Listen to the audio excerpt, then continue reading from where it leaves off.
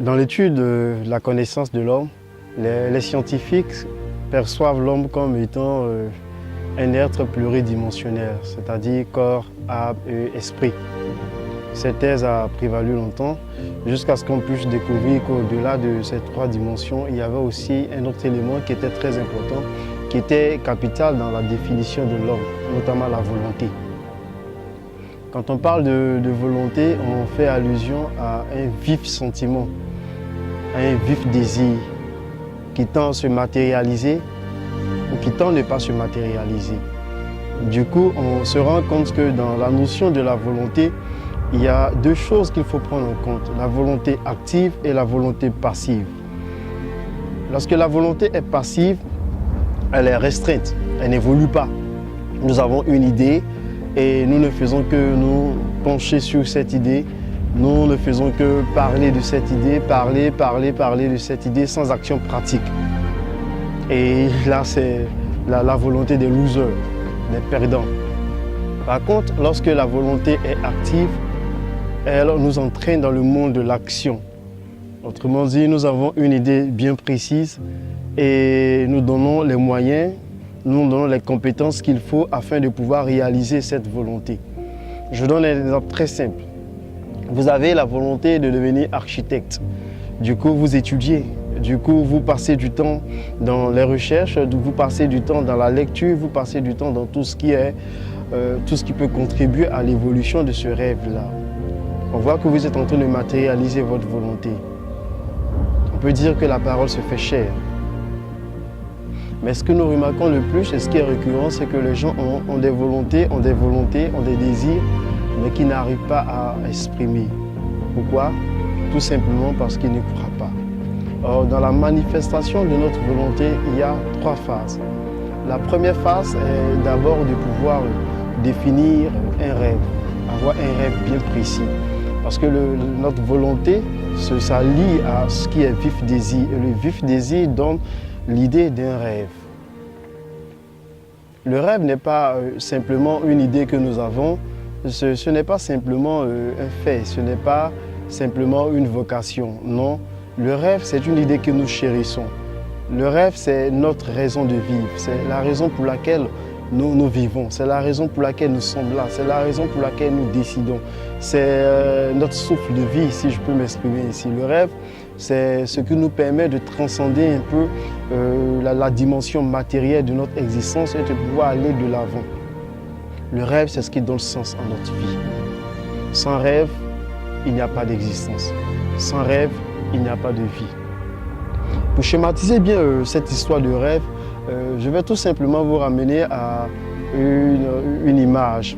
Je donne l'exemple, par exemple, d'un homme à qui on demandait quelle était l'idée la plus importante qu'il aurait pu avoir avant de mourir. La réponse est ce qui fait votre rêve, est ce qui donne sens à votre rêve. Donc si vous avez un rêve, vous êtes déjà en train de réaliser votre volonté. En plus du rêve, le deuxième élément qu'il faut avoir, il faut être capable de visualiser son rêve. Visualiser, c'est donner l'impression d'avoir ce qu'on veut, ce qu'on souhaite le plus. Donc quand on visualise, on matérialise. Pourquoi? Parce que dans le subconscient ne fait pas la différence entre ce qui est pensé et ce qui est réel. Donc du coup, quand vous avez un rêve et que vous voulez réaliser ce rêve, il est bon de pouvoir penser déjà à la matérialisation de ce rêve. Il est bon de vous plonger dans une autre dimension psychologique de sorte à pouvoir vous dire que ce rêve-là, je l'ai déjà réalisé. Ce rêve-là, je suis en train de le réaliser. Donc le rêve se fait chair, le rêve se matérialise. Et au-delà de la matérialisation de ce rêve, par la visualisation, nous avons aussi un autre principe qui est aussi important. Il faut croire en ce rêve, il faut croire en notre rêve. Et notre volonté nous pousse à pouvoir nous dire que ce à quoi nous rêvons n'est pas chose impossible. Ce à quoi nous nous attardons tout au long d'une journée, dans nos réflexions, dans nos échanges, n'est pas une chose qui ne peut pas se réaliser. Au contraire, il est bon de prendre conscience que notre rêve peut se réaliser. Et si notre rêve peut se réaliser, c'est que nous sommes l'auteur de la réalisation de ce rêve-là. Personne ne fera notre bonheur à notre place. Personne ne pourra concrétiser notre rêve à notre place. Il est bon de pouvoir se focaliser sur cette dimension-là afin de pouvoir attirer à soi tout ce à quoi nous pensons le plus qui constitue le fondement de notre existence.